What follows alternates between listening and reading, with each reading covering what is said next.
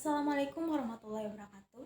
Di video ini saya akan menjelaskan kembali materi-materi Pancasila dari bab pertama hingga terakhir yaitu bab 1 sampai bab 11 dalam mata kuliah Pancasila. Dengan dosen pengampu Bapak Dr. Haji Metrayadi SHMPD dan Bapak Zain Ahmad Fauzi MPD. Saya Ramadati dari kelas 1D PGSD dengan NIM 23101253200049. Materi pertama Pancasila dalam konteks sejarah perjuangan. Secara etimologis, pengertian Pancasila berasal dari bahasa Sanskerta yang terdiri dari dua kata yaitu panca yang berarti 5 dan sila yang berarti dasar. Sila juga berarti aturan yang melatar belakangi perilaku seseorang atau bangsa. Menurut Profesor Darji Darmodiharjo, Pancasila telah dikenal sejak zaman Majapahit pada abad ke-14 dan terdapat pada buku Negara Kertagama karangan Empu Prapanca dan buku Sutasoma karangan Empu Tantular. Istilah Pancasila kemudian diangkat saat merumuskan dasar negara Pancasila pasca kemerdekaan oleh Insinyur Soekarno. Secara terminologi, Pancasila diartikan sebagai 5 prinsip dasar negara pasca kemerdekaan Republik Indonesia. Pada saat sidang pengesahan Undang-Undang Dasar 1945 beserta pembukaannya oleh PPKI, rumusan Pancasila sebagaimana tercantum dalam pembukaan Undang-Undang Dasar 1945 inilah yang secara konstitusional sah dan benar sebagai negara Republik Indonesia. Selanjutnya memasuki ke zaman kerajaan-kerajaan, yaitu yang pertama zaman Kutai. Masyarakat Kutai yang membuka zaman sejarah adalah pertama kalinya menampilkan nilai-nilai sosial politik dan ketuhanan dalam membentuk kerajaan memasuki zaman sejarah. Pada tahun 400 Masehi dengan ditemukannya 7 batu atau lipat yang pada zaman kuno 400 sampai 1500 Masehi ada dua kerajaan yang berhasil mencapai integritas wilayah yang meliputi separuh Indonesia dan seluruh Indonesia sekarang, yaitu Sriwijaya di Sumatera dan Majapahit di Jawa. Selanjutnya zaman Sriwijaya. Negara Indonesia terbentuk melalui 3 tahap, yaitu satu, zaman Sriwijaya di bawah bangsa Shailendra yang bercirikan kedatuan, dan yang kedua, negara bangsa zaman Majapahit yang bercirikan kepelabuhan. Keduanya merupakan negara kebangsaan Indonesia lama. Dan yang ketiga, negara bangsa modern, yaitu negara di Indonesia merdeka. Pada abad ke-7 muncul kerajaan di Sumatera, yaitu kerajaan Sriwijaya di bawah kekuasaan bangsa Shailendra yang merupakan kerajaan maritim yang mengandalkan kekuatan lautnya. Kunci-kunci lalu lintas laut di sebelah barat dikuasainya seperti Selat Sunda, kemudian Selat Malaka, serta termasuk kerajaan yang cukup disegani di kawasan Asia Tenggara Perdagangan dilakukan dengan mempersatukan pedagang, pengrajin, pegawai raja. Selanjutnya zaman kerajaan sebelum Majapahit, yaitu munculnya kerajaan Jawa Tengah dan di Jawa Timur secara silih berganti, yaitu kerajaan Kalingga dan kerajaan Sanjaya pada abad ke-7 yang ikut membantu membangun candi Kalasan untuk Dewa Tara dan sebuah wihara untuk pendeta Buddha yang didirikan di Jawa Tengah bersama dengan dinasti Shailendra abad ke-7 dan 9. Refleksi puncak budaya di Jawa Tengah di periode kerajaan tersebut ialah dibangunnya Candi Borobudur, yaitu candi agama Buddha pada abad ke-9, dan Candi Prambanan, yaitu candi agama Hindu abad ke-9. Di Jawa Timur muncul kerajaan seperti di Isana, Dharmawangsa, dan kerajaan Erlangga. Di wilayah Kediri, Jawa Timur, berdiri kerajaan Singosari yang kemudian erat kaitannya dengan berdirinya kerajaan Majapahit. Selanjutnya memasuki zaman penjajahan Majapahit pada tahun 1923 berdiri kerajaan Majapahit yang mencapai zaman keemasannya pada pemerintahan Raja Hayam Wuruk dan Mahapati Gajah Mada yang dibantu oleh Laksamana Mala dalam memimpin armadanya untuk menguasai Nusantara. Dalam kitab Negara Kertagama yang ditulis oleh Empu Prapanca telah terdapat istilah Pancasila. Selain itu, Empu Tantular juga mengarang buku Sutasoma, dan dalam buku itulah dijumpai Sloka Persatuan Nasional, yaitu Bhinneka Tunggal Ika, yang berbunyi lengkapnya yaitu seperti Bhinneka Tunggal Ika, Tanhana Dharma Mangaluar, yaitu walaupun berbeda-beda namun satu jua dalam pemerintahan kerajaan. Selanjutnya, zaman penjajahan Majapahit runtuh pada awal abad ke-16, maka berkembanglah agama Islam dengan pesatnya di Indonesia seperti Kerajaan Demak, dan mulai berdatangan bangsa Eropa ke Nusantara seperti Portugis yang diikuti oleh bangsa Spanyol. Portugis datang awalnya berdagang mencari rempah-rempah dan meningkat menjadi praktek penjajahan. Misal Malaka sejak tahun 1911 dikuasai oleh Portugis pada akhir abad ke-16. Bangsa Belanda datang ke Indonesia dan mendirikan perkumpulan dagang yaitu VOC. Selanjutnya kebangkitan nasional. Bangkitnya semangat nasionalisme, kesatuan dan kesadaran suatu bangsa yang muncul dari para rakyat, terutama anak-anak muda. Faktor pendorong terjadinya kebangkitan nasional terbagi dua, yaitu internal dan eksternal. Faktor internal yaitu penderitaan berkepanjangan, kenangan kejayaan masa lalu, dan munculnya kaum intelektual. Faktor eksternal seperti timbulnya paham-paham baru di Eropa dan Amerika seperti nasionalisme, liberalisme, dan sosialisme. Kebangkitan nasional lahir sejak didirikannya Budi Utomo pada 20 Mei 1908 oleh Dr. Sutomo bersama para mahasiswa School to Upleading Panindich Artisan atau Stovia yang bertujuan untuk mendorong bangsa Indonesia mengajar ketertinggalan dari bangsa lain. Di masa itu, Budi Utomo melandaskan dirinya dengan 3 tujuan yang menjadi cita-cita utama kebangkitan nasional, yaitu memerdekakan cita-cita, memanusiakan, memajukan Nusantara dan bangsa, mewujudkan kehidupan bangsa yang terhormat dan bermartabat di mata dunia. Oleh karena itu, tanggal 20 Mei diperingati sebagai Hari Kebangkitan Nasional. Selanjutnya, zaman penjajahan Jepang. Fasis Jepang masuk ke Indonesia dengan propaganda Jepang, pemimpin Asia Jepang saudara tua bangsa Indonesia. Akan tetapi, dalam perang melawan sekutu barat yaitu Amerika, Rusia, Inggris, Prancis, Belanda, dan negara sekutu lain, Jepang terdesak agar mendapat dukungan bangsa Indonesia. Jepang menjanjikan kemerdekaan Indonesia di kemudian hari. Selanjutnya kita ke materi kedua, yaitu proses perumusan Pancasila. Yang pertama, sidang BPUI PKI pertama yang dilaksanakan pada tanggal 29 Mei sampai 1 Juni 1945, dilaksanakan selama 4 hari berturut-turut. Yang tampil untuk berpidato menyampaikan usulannya pada tanggal 29 Mei 1945 yaitu Mr. Muhammad Yamin, pada tanggal 31 Mei Profesor Dr. Supomo, dan tanggal 1 Juni Insinyur Soekarno. Mr. Muhammad Yamin mengusulkan calon rumusan dasar negara Indonesia, yaitu 1. Peri kebangsaan, 2. Peri kesusilaan, 3. Peri ketuhanan, 4. Peri kerakyatan, dan 5. Kesejahteraan rakyat. Berbeda dengan Muhammad Yamin, Profesor Dr. Supomo mengemukakan teori, yaitu teori negara perseorangan. Menurut paham ini, negara adalah masyarakat hukum yang disusun atas kontrak antara seluruh individu. Hal ini banyak terdapat di Eropa dan Amerika. Dan kedua, paham negara kelas teori ini sebagaimana diajarkan oleh Mary Angel dan Lennon, negara adalah alat dari suatu golongan untuk menindas kelas lain. Sedangkan yang ketiga, Insinyur Soekarno mengusulkan dasar negara yang terdiri atas 5 prinsip, yaitu rumusannya adalah 1. Nasionalisme atau kebangsaan Indonesia, 2. Internasionalisme atau perikemanusiaan, 3. Mufakat atau demokrasi, 4. Kesejahteraan ketuhanan yang Maha Esa atau ketuhanan yang berkebudayaan. Selanjutnya, sidang BPU PKI yang kedua yang dilaksanakan pada tanggal 10 sampai 16 Juli 1945 beserta keputusan penting yang patut diketahui dalam rapat BPU PKI kedua adalah dalam rapat tanggal 10 Juli antara lain diambil keputusan tentang bentuk negara dari 64 suara yang pro republik 55 orang dan meminta kerajaan 6 orang ataupun bentuk lain dan belangko 1 orang. Pada tanggal 11 1945, keputusan yang penting adalah tentang luas wilayah negara baru, yaitu Hindia Belanda yang dulu Hindia Belanda ditambah dengan Melayu, Borneo Utara, Inggris, Irian Timur, Timur Portugis, dan sekitar Hindia Belanda ditambah Malaya dan dikurang Irian Barat.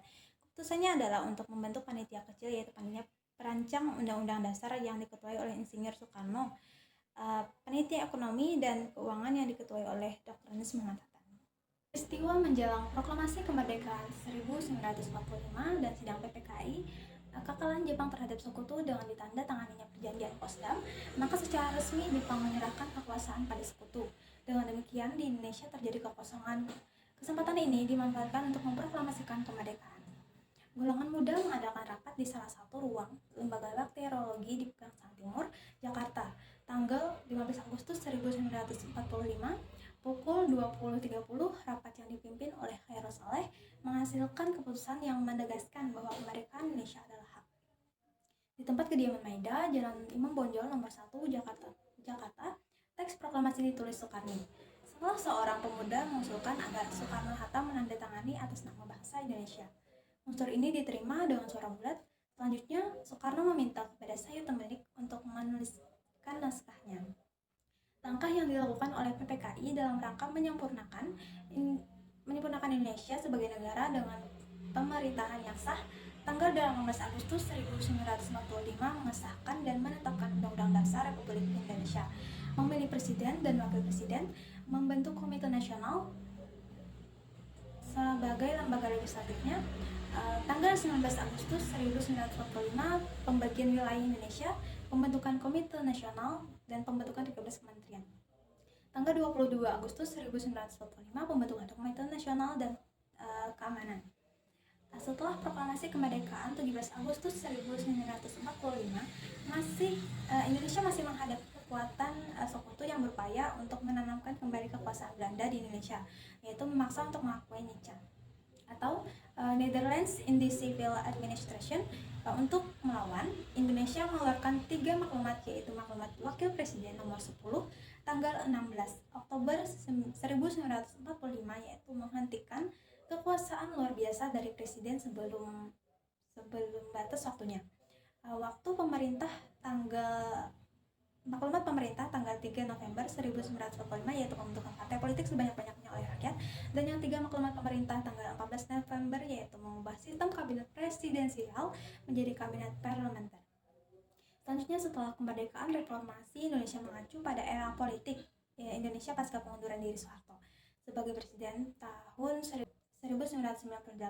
Saat itu korupsi, kolusi, dan autokrasi atau KKN merajalela di segala bidang. Materi ketiga, Pancasila sebagai sistem filsafat. Istilah filsafat atau filosofi pertama kali digunakan oleh Socrates yang sekelompok orang menyebutnya cendekiawan, dan ada pula Plato yang menanamkan filsafat sebagai ilmu pengetahuan tentang kejiwaan. Istilah filsafat dalam bahasa Indonesia mempunyai padanan falsafah. Kata Belanda filosofi.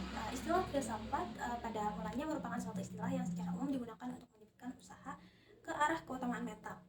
Adapun rumusan kesatuan sila Pancasila sebagai suatu sistem, yang pertama, kesatuan sila Pancasila yang bersifat organis pada hakikatnya secara filosofis bersumber pada hakikat dasar ontologis sebagai pendukung dari inti isi dari sila-sila Pancasila, yaitu hakikat manusia monopluralis. Sebagai suatu ideologi, maka Pancasila memiliki 3 unsur pokok agar dapat menarik loyalitas dari pendukungnya, yaitu 1 logos, yaitu rasional atau penalarannya, 2 pathos, yaitu penghayatannya, dan 3 ethos, yaitu kesusilaannya. Max Tiller mengemukakan bahwa nilai yang ada tidak sama luhurnya dan tidak sama tingginya menurut tinggi rendahnya. Menurut tinggi rendahnya nilai dapat digolongkan menjadi tingkatan 1 nilai kenikmatan, 2 nilai kehidupan, 3 kejiwaan, dan 4 kerohanian. Nilai-nilai Pancasila sebagai suatu sistem yaitu hakikat Pancasila yang merupakan nilai pedoman negara, yaitu norma, sedangkan aktualisasi atau pengalamannya yaitu realisasi konkret Pancasila. Nilai ketuhanan dan nilai kemanusiaan dilihat dari tingkatannya ialah lebih tinggi dari nilai-nilai kenegaraan yang terkandung dalam sistem sila persatuan, kerakyatan, dan keadilan. Materi 4 tentang Pancasila sebagai etika politik. Etika adalah suatu cabang filsafat yang berbicara mengenai nilai dan norma moral yang menentukan perilaku manusia dalam hidupnya. Etika adalah pemikiran kritis dan mendasar tentang ajaran-ajaran dan pandangan-pandangan moral. Adapun juga etika merupakan suatu ilmu yang membahas tentang bagaimana dan mengapa mengikuti suatu ajaran moral tertentu. Nah, secara etimologis, etika dari bahasa Yunani berarti karakter. Secara etimologis, politik berasal dari bahasa Yunani, yaitu polis, yang berarti kesatuan masyarakat yang berdiri sendiri, dan thea berarti urusan. Menurut Max Weber, politik adalah sarana perjuangan untuk melaksanakan politik dan mempengaruhi distribusi kekuasaan baik antar negara maupun hukum dalam suatu negara. Menurut KBBI, politik sebagai ilmu pengajaran mengenai ketatanegaraan, dan ahli politik Lenui membagi politik menjadi 2, yaitu politik sebagai ilmu hanya berisi pemahaman untuk mengatur sistem pemerintahan dalam suatu negara, dan politik sebagai filsafat. Selanjutnya, pengertian nilai, norma, dan moral. Nilai adalah kemampuan yang dipercayai yang ada pada suatu benda untuk memuaskan manusia. Jadi nilai pada hakikatnya adalah sifat atau kualitas yang melekat pada suatu objek, bukan objek itu sendiri. Adapun Walter G. Efford menggolongkan nilai manusiawi ke dalam kelompok, yaitu nilai ekonomis, kejasmanian, hiburan sosial, watak, estetis, intelektual, dan nilai keagamaan. Sedangkan norma merupakan kata yang berasal dari bahasa Belanda, yaitu norm, berarti patokan, pedoman, atau pokok kaidah dari bahasa Latin, yaitu mos yang berarti tata, kelakuan, adat istiadat, atau kebiasaan. Menurut KBBI, norma adalah aturan maupun ketentuan yang bersifat mengikat suatu kelompok orang dalam masyarakat. Sedangkan moral merupakan istilah dari bahasa Latin, yaitu mos atau mores, yang artinya adat, kebiasaan, atau cara hidup seseorang dalam melakukan perbuatan baik dan menghindari tindakan yang buruk.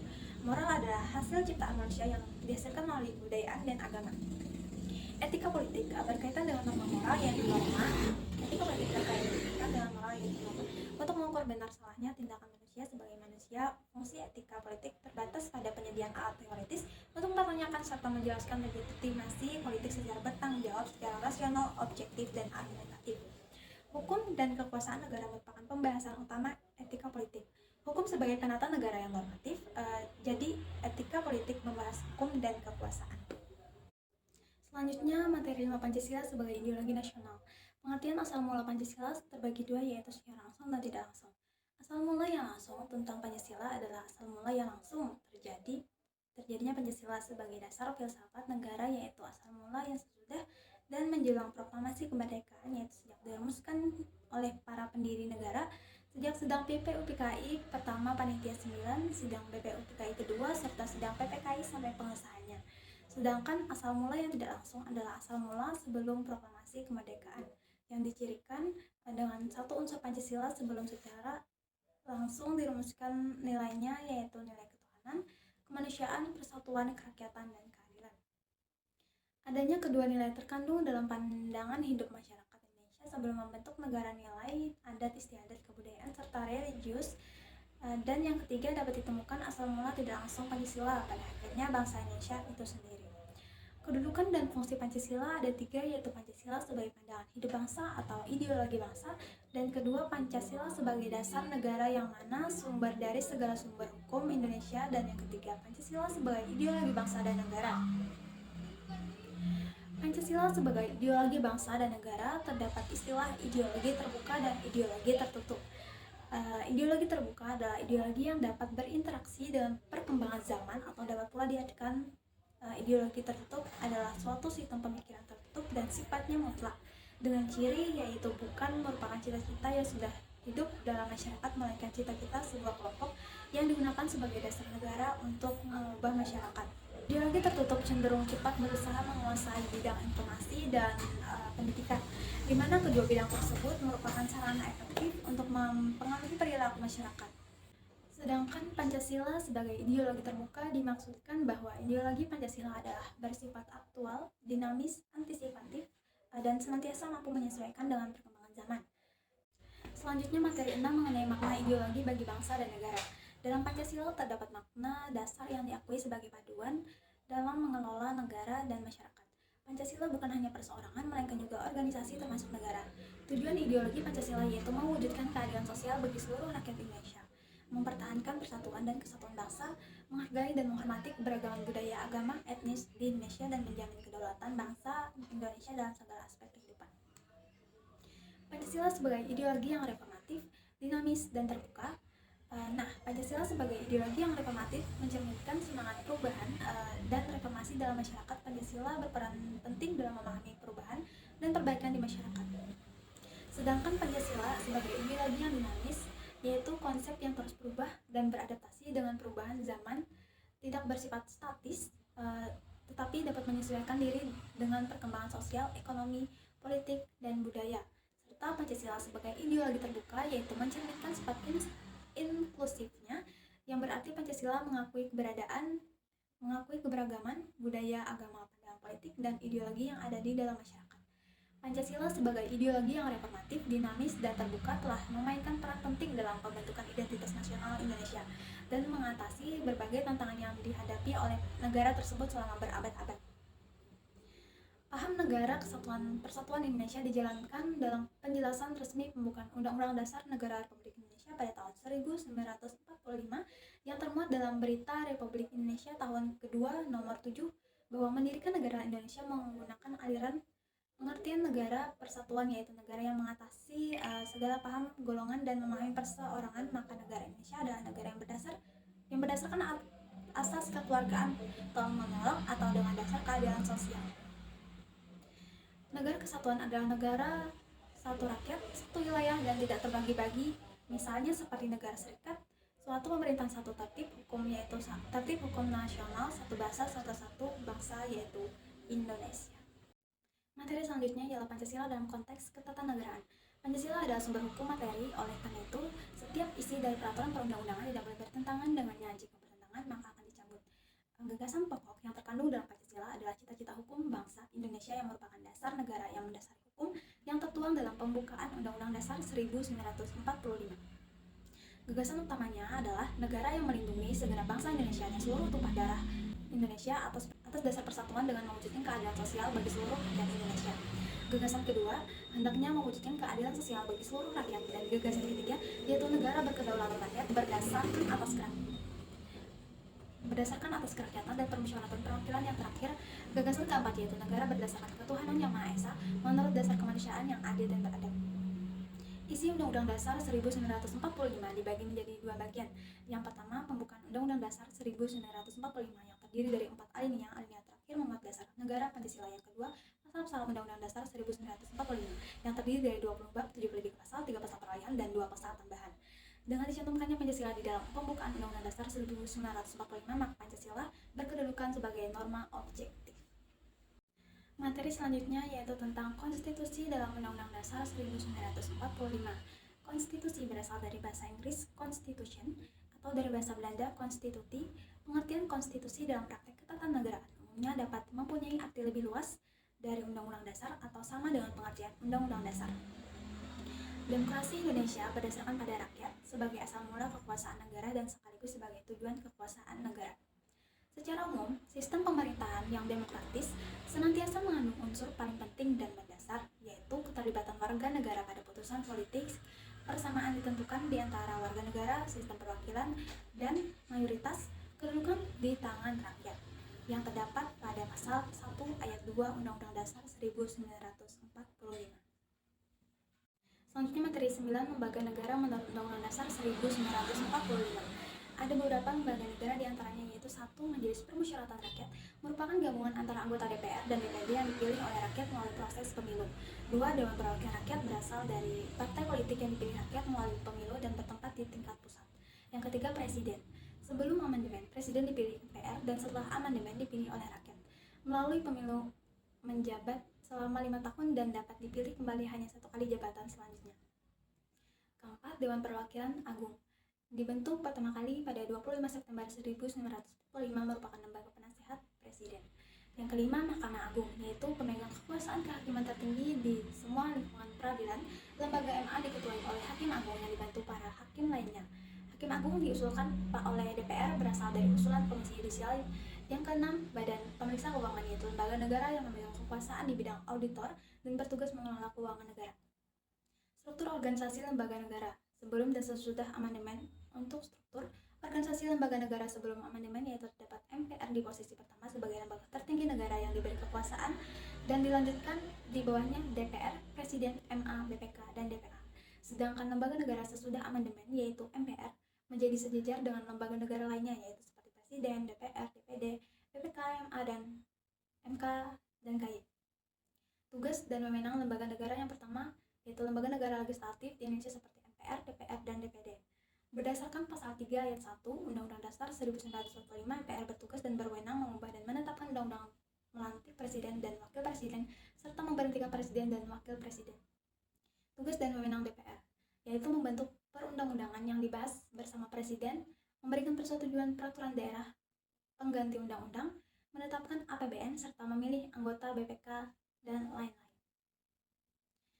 Berdasarkan Undang-Undang Dasar 1945 pasal 22D, anggota DPD memiliki kewenangan yaitu mengajukan RUU kepada DPR berkaitan otonomi daerah, memberikan pertimbangan kepada DPR atas rumusan Undang-Undang Dasar, APBN, dan rumusan undang-undang berkaitan dengan pajak, pendidikan agama, dan mengawasi pelaksanaan dan melapor DPR. Lembaga eksekutif di Indonesia seperti Presiden dan Wakil Presiden. Presiden mempunyai kewenangan yang telah diatur oleh Undang-Undang Dasar 1945 yakni membuat perjanjian dengan negara lain dengan persetujuan DPR, mengangkat duta dan konsul untuk ditempatkan di ibu kota, menerima duta, memberikan gelar tanda jasa dan tanda kehormatan kepada warga negara lokal maupun asing. Tugas dan wewenang Wakil Presiden ialah membantu Presiden menggantikan Presiden dan melakukan pengawasan operasional pendidikan. Lembaga yudikatif yaitu MA, MK, dan KY. MA ialah lembaga yang mempunyai kewajiban dan kewenangan sendiri, yakni mengadili pada tingkat kasasi, menguji peraturan perundang-undangan, dan wewenang lainnya yang diberikan oleh undang-undang, mengajukan 3 orang anggota hakim konstitusi dan memberikan pertimbangan gerasi dan rehabilitasi yang diajukan Presiden. MK bertugas untuk menguji undang-undang terhadap Undang-Undang Dasar, memutuskan sengketa kewenangan lembaga negara yang kewenangannya diberikan oleh Undang-Undang Dasar, memutus pembubaran partai politik, memuat perselisihan mengenai hasil pemilu. Tugas dan wewenang KY yaitu melakukan pendaftaran calon hakim Hakim Agung melakukan seleksi dan menetapkan calon Hakim Agung, melakukan pemantauan dan pengawasan terhadap perilaku hakim, dan lain-lain. Hubungan antara lembaga-lembaga negara berdasarkan Undang-Undang Dasar Republik Indonesia tahun 1945. Hubungan MPR dan Presiden. Presiden tidak bertanggung jawab kepada MPR, melainkan kepada rakyat, dan MPR dapat memberhentikan Presiden sebelum habis masa jabatan sesuai hasil amandemen 2002. Hubungan antara MPR dan DPR sebagai bagian yang diutamakan Majelis Terutama pasca amandemen Undang-Undang 1945 2002 melalui wewenang DPR. MPR mengamukan pembuatan undang-undang peraturan lain. Hubungan DPR dan Presiden membuat undang-undang dan menetapkan undang-undang tentang anggaran atau pendapatan dan belanja negara. Hubungan BPK dan DPR. BPK bertugas memeriksa langsung, bertanggung jawab tentang keuangan negara, dan hasil pemeriksaan diberitahukan kepada DPR, DPD, dan DPRD. Pasal 23E ayat 2. Selanjutnya materi 10, yaitu hak asasi manusia. Menurut Undang-Undang Nomor 39 tentang Hak Asasi Manusia tahun 1999 mendefinisikan HAM sebagai seperangkat hak yang melekat pada hakikat dan keberadaan manusia sebagai ciptaan Tuhan Yang Maha Esa, yang merupakan anugerah darinya dan harus dihormati, dipelihara, dan dilindungi oleh negara, hukum, dan pemerintahan dan setiap orang untuk kehormatan dan perlindungan martabat manusia. Tujuan hak asasi manusia adalah untuk melindungi hak manusia untuk hidup dengan harga diri yang meliputi hak untuk hidup, kebebasan, dan keamanan. Untuk mencapai tujuan HAM, manusia harus dapat berpartisipasi dalam masyarakat, menerima pendidikan, bekerja, mempraktikkan ajaran agama, berbicara dalam bahasanya sendiri, dan hidup dengan damai. Tujuan HAM yang lain adalah sebagai alat untuk melindungi manusia dari kekerasan dan kesewenang-wenangan. Latar belakang sejarah hak asasi manusia pada hakikatnya muncul karena keesaan manusia terhadap harga diri, harkat, dan martabat kemanusiaannya sebagai akibat tindakan kesewenang-wenang dari penguasa, penjajahan, perbudakan, ketidakadilan, dan tirani yang hampir melanda di seluruh umat manusia. Sejarah HAM berasal atau berawal dari dunia barat atau Eropa. Seorang filsuf Inggris pada abad ke-17, John Locke, merumuskan adanya hak alamiah yang melekat pada diri manusia, yaitu hak atas hidup, kebebasan, dan hak milik. Dalam sejarah pemikiran HAM, Budi Utomo di Indonesia merupakan organisasi pertama yang menyuarakan kesadaran berserikat dan mengeluarkan pendapat melalui petisi-petisi yang ditunjukkan kepada pemerintah kolonial maupun lewat surat. Ruang lingkup hak asasi manusia meliputi hak pribadi, yaitu hak persamaan hidup, kebebasan, keamanan. Yang kedua, hak milik pribadi dan kelompok sesuai tempat tinggal seseorang berada, dan yang ketiga, kebebasan sipil dan politik untuk dapat ikut serta dalam pemerintahan. Yang keempat, hak-hak berkenaan dengan masalah ekonomi dan sosial. Pembahasan tentang hak asasi manusia tertuang dalam bab 10A pasal 28A sampai 28J Undang-Undang Dasar 1945. 28A, hak untuk hidup. 28B, hak untuk berkeluarga dan memiliki keturunan. 28C, hak mengembangkan diri dan mendapat pendidikan. 28D, hak untuk perlindungan hukum. 28I, hak memeluk agama. 28F, hak untuk mendapatkan informasi. 28G, hak untuk perlindungan diri dan keluarga. 28H, hak hidup sejahtera dan bertempat tinggal. 28I, hak untuk tidak disiksa dan kemerdekaan berpikir. 28J, wajib menghormati hak asasi manusia lain. Dan yang terakhir yaitu materi 11 tentang aktualisasi Pancasila. Pancasila sebagai paradigma kehidupan berbangsa dan bernegara mengandung konsekuensi bahwa dalam segala aspek berbangsa dan bernegara, kita harus berpijak pada esensi nilai-nilai sila Pancasila. Inti dari nilai sila Pancasila berpijak pada landasan manusia sebagai subjek pendukung utama sila-sila Pancasila sekaligus sebagai pendukung utama negara. Hal ini didasarkan pada kenyataan objektif bahwa Pancasila adalah dasar negara dan negara adalah organisasi manusia atau perkumpulan yang hidup. 5 sila Pancasila merupakan pedoman yang memuat nilai-nilai fundamental bangsa dalam menata kehidupan bangsa dalam segala aspek. Salah satunya adalah pengembangan ilmu pengetahuan dan teknologi. Jika nilai-nilai yang terkandung dalam Pancasila tidak diterapkan, tentu akan bertentangan dengan fitrah bangsa Indonesia dan akan menimbulkan kerusakan pada kehidupan bangsa itu sendiri. Sistem dan pembangunan ekonomi didasarkan pada nilai-nilai moral Pancasila. Tujuan ekonomi adalah untuk memenuhi kebutuhan manusia agar manusia menjadi lebih sejahtera. Oleh karena itu, kita harus menghindari persaingan bebas dan monopoli yang mengakibatkan penderitaan manusia dan penindasan sesama manusia. Sementara itu, Pancasila menghendaki agar perkembangan dalam masyarakat menjadi titik tolak keberadaan suatu produk hukum. Hukum diarahkan untuk menjawab nilai-nilai kebutuhan masyarakat yang terus berubah dan hasilnya mengandung kemajuan dan pembaharuan serta penyempurnaan hukum terhadap masalah-masalah yang diaturnya. Jadi, pembangunan sistem hukum nasional harus mengacu langsung pada upaya reformasi hukum melalui pemberantasan sisa-sisa produk hukum kolonial Belanda yang sudah ketinggalan zaman, dan tidak sesuai dengan falsafah Pancasila. Demikian penjelasan dari saya tentang materi Pancasila dari bab 1 sampai bab 11. Salah hilap mohon maaf. Saya ucapkan wassalamualaikum warahmatullahi